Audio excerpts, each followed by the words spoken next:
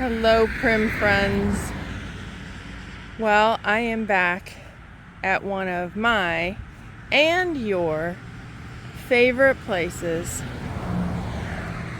This is William Hromy Antiques, and the home and shop of Bill Hromy. The gardens are in all their glory.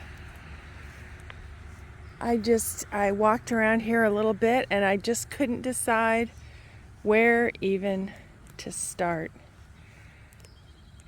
You know, I remember when I first started gardening many years ago, I think you had one option for the purple coneflowers. Maybe there were white coneflowers back then, I'm not sure. But look at the color of these incredible coneflowers. Are those the maybe Cherokee? And then the black-eyed Susans or Rudbeckia and the daylilies. You can hear Bill's shop is on a busy road in a small town of Sharon Center, kind of a main thoroughfare.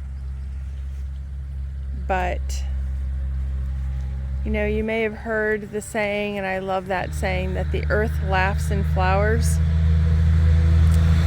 Well, if that's true, then the earth is having quite a party here, because this place is just an absolute riot of color. It is stunning. Those look like double daylilies.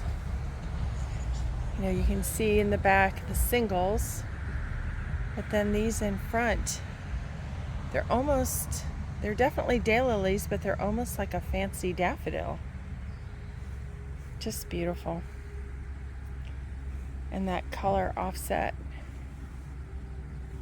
with that kind of a taupe color of the fence just ties everything all together. Beautiful. I'm so glad. If you haven't checked it out, please do, but I'm so glad that I did a video in the wintertime, or very, very, very early spring, where we could see all of the stone foundation pieces. Because right now, they are completely engulfed in all of these beautiful flowers.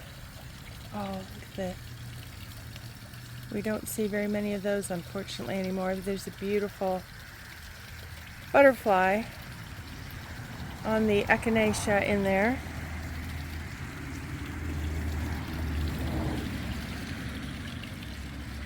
And yes, you can hear the road traffic here, but the water features that are scattered throughout the property are so calming.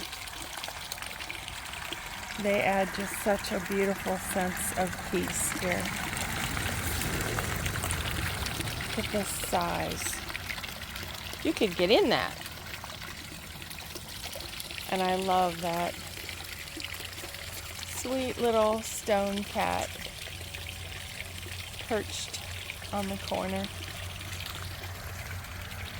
It has been, I don't know, has it been a week and a half since I've done a video?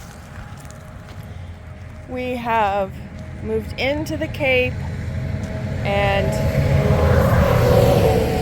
are now completely and fully out of the apartment where we were living while the house was being built.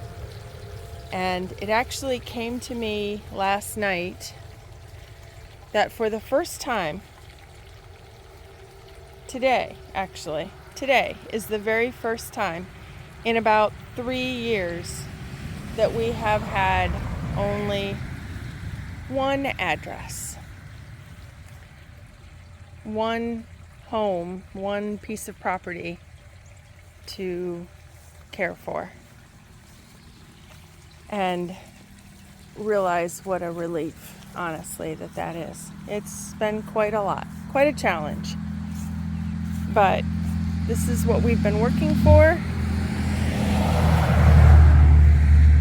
And so hopefully in the end, with the special family gatherings and things that we envision happening at the farm, hopefully all of the work, all of the sacrifices will be worth it.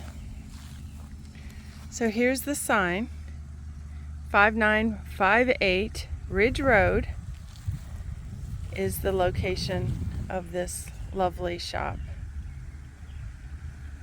And boy, is it ever putting on a show right now. Stone wall there in the back. I love this shovel just perched there. You know somebody's been working. There's some stone crop there that has not yet bloomed, so you know that the next season is getting ready.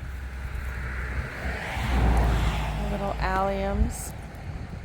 And the larger alliums that we saw earlier are now putting up what look like fireworks in the garden. The yarrow starting to color up. And then this lovely pea gravel driveway that just leads you up and back to the shop and to these amazing gardens that are in the back. I know I've said it before, but I could just pull up a little chair and sit right here and enjoy the peace and quiet. And what a difference here. The shade.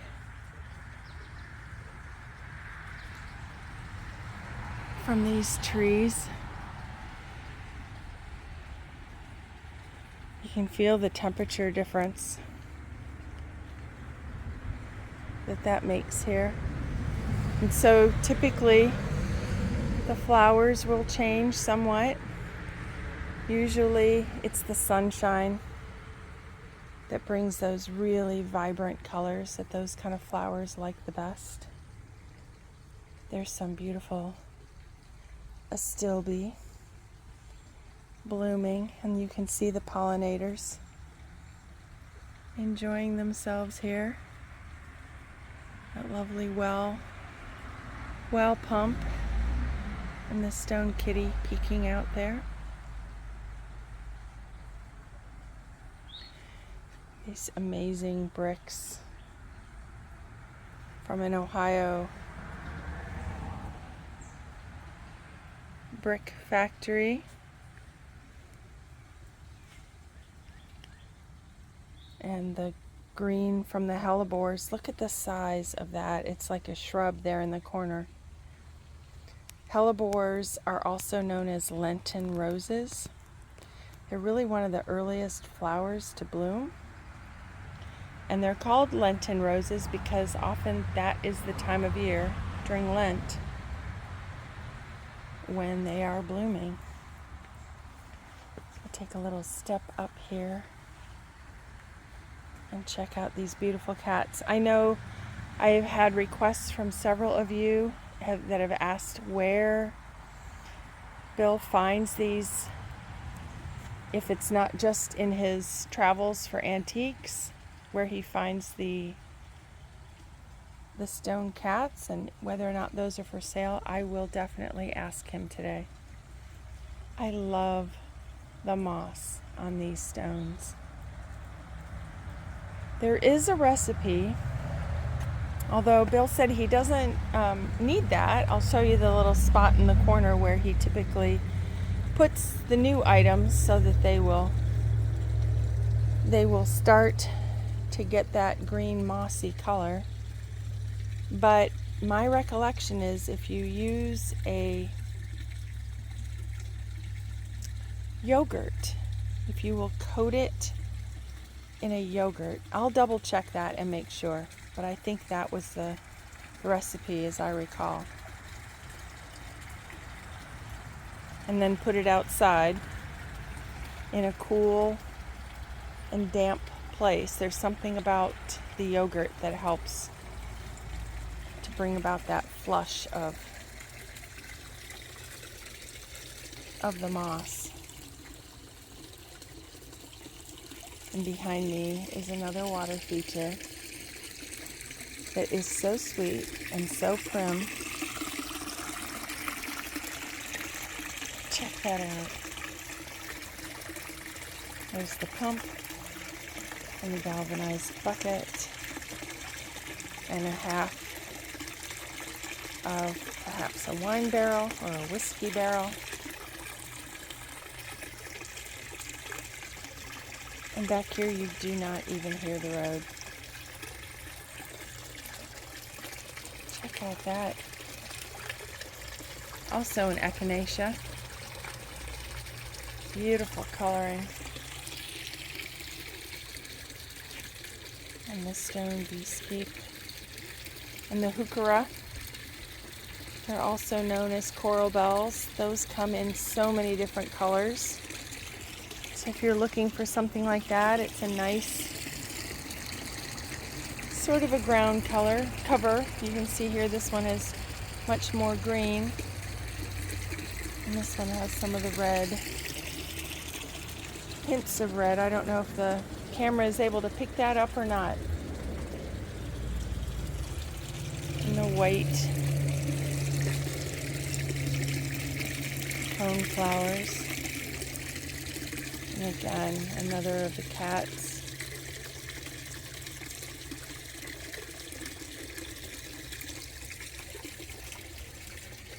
Just stunning. If you remember or go back and look at the early video, this was where the bleeding heart was, if I remember correctly. And so all of these things are just one on top of another as each piece comes into its season. It just sort of finds its place. And another hellebore.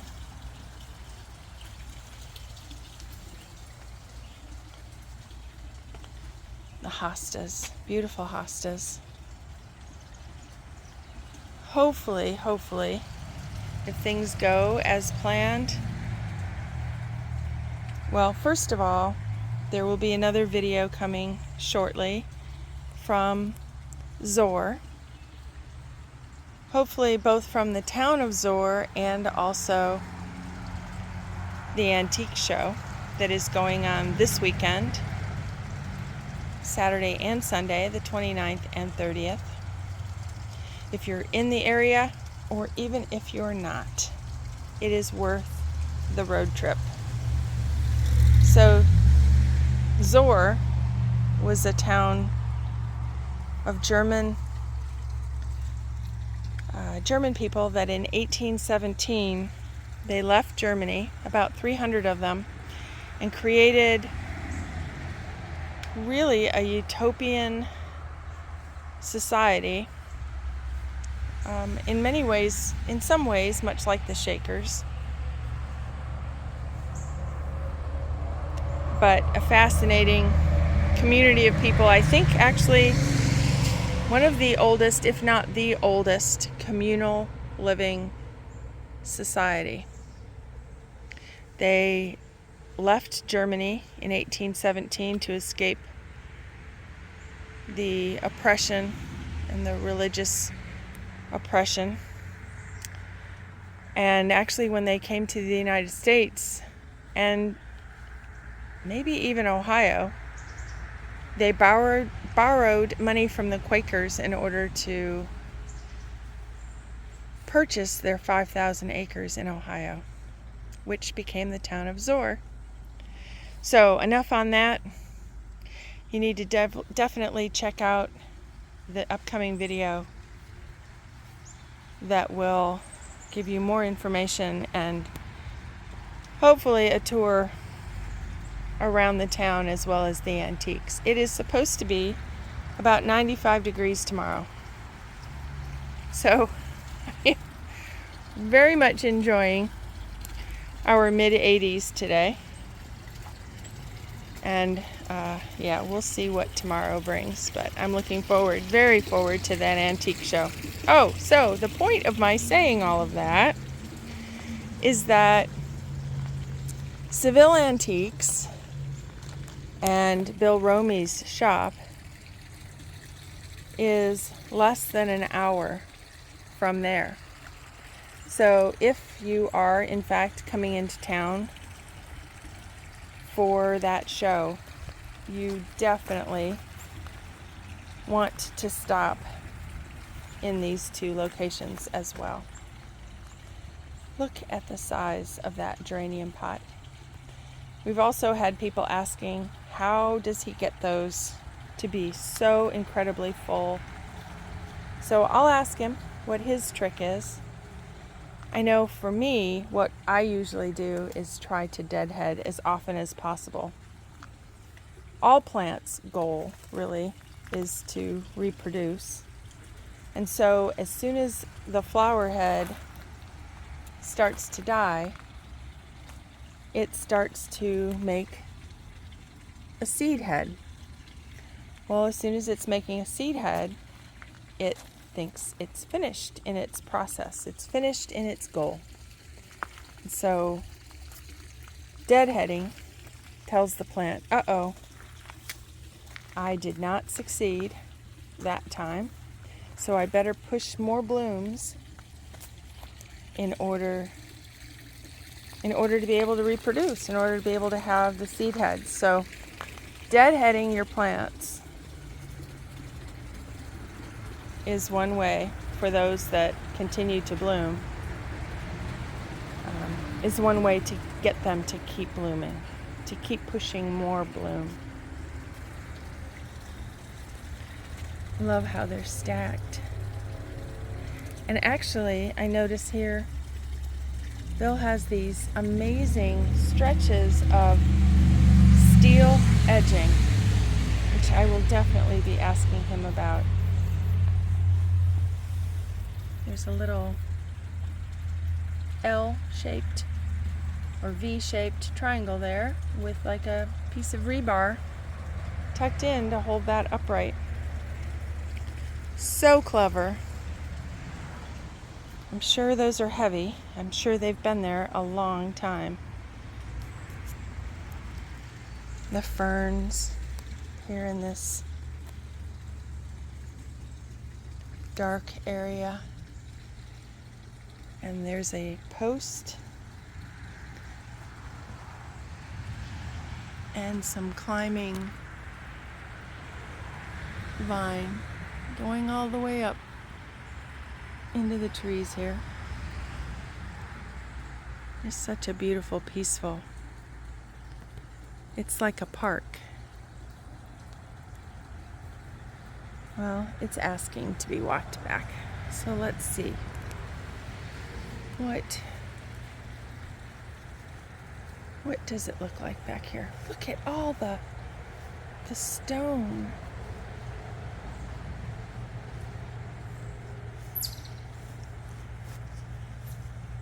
Just like their own special, instead of shrubs or flowers, but I imagine I see lots of mulch there, and there is what looks like a goose family. Let's see if I can zoom in on them. That is in fact what that is.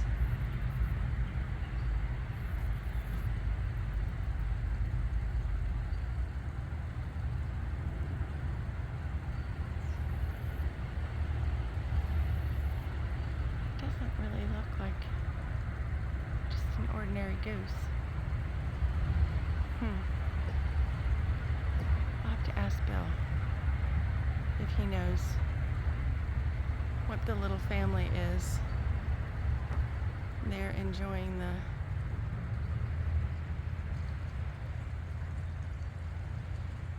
the shade. Alright, well, let's travel around this way and visit this part of the garden. Again, if you've seen the earlier videos, you'll see that there's these sections of just like a split rail type fence. That's maybe 8 or 10 feet long. And it's just there to kind of create that separation and a backdrop with some vine across the top. And there's the little sleepy kitty. Oh my goodness. Check out the entrance to what looks like this amazing secret garden.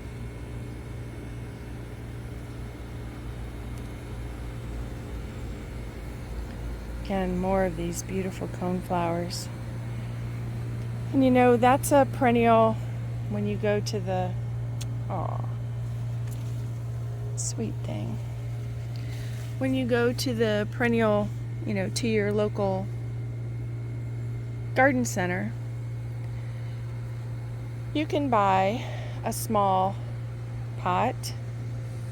Maybe, I'm maybe dating myself here, maybe $5.95, $6.95 for a small, like a pint or quart size container. But in our area, you can even be buying those sometimes in the gallon or a couple gallon containers.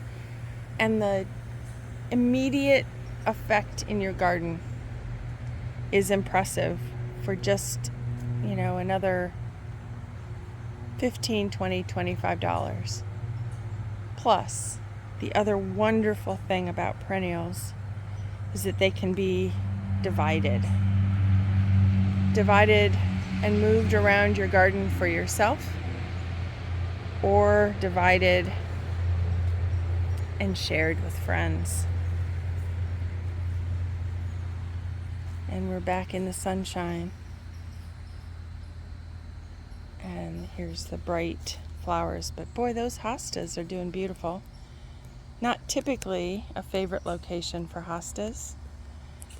And back there is a baptisia, which with our flower farm, we're able to use baptisia both as the flower, the greens, and also the pods. And check out that stone wall.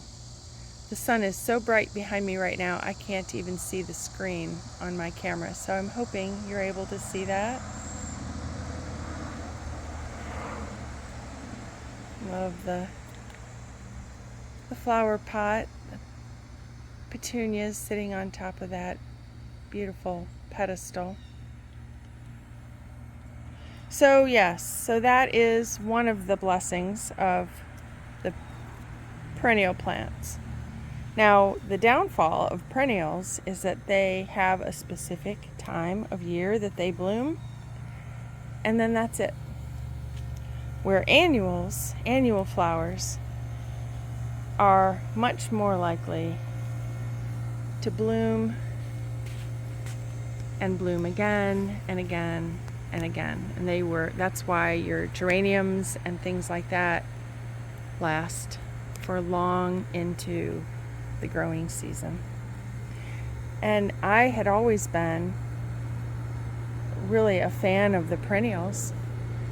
And when we started the flower farm, or doing the research for doing a flower farm, I was so surprised that predominantly all of the flowers that flower farms raise, most often, a great majority, are annuals. And the reason for that is that the annual flowers last so much longer in the vase. So that may be way more than you are wanting to know about the flowers, but hopefully there's someone that information is helpful for. So I'm going to go ahead into the shop, but I'll ask now, instead of waiting until the end. It's a beautiful hydrangea. Look at that blue. So I really hope that you will subscribe to our channel and share it. There's a share button. You can copy that as a link and take it to your social media pages and share. Share with your friends. That is the very best thing that you can do for our YouTube channel. That really helps those that be at YouTube say, okay, they've got something that you all are interested in. And actually, that not only will help our channel, but it actually also helps other channels that have like-minded information come into your page. You get noticed of those kind of shows and channels. So, hopefully, like, subscribe, and comment below. So let's go on and head on into this incredible shop. Look at that. I think that's part of a drain. I think it's cast iron. It looks like a tree stump. I'll have to ask about that. Beautiful. Just gorgeous. All right. Well, this is what greets you in this amazing shop.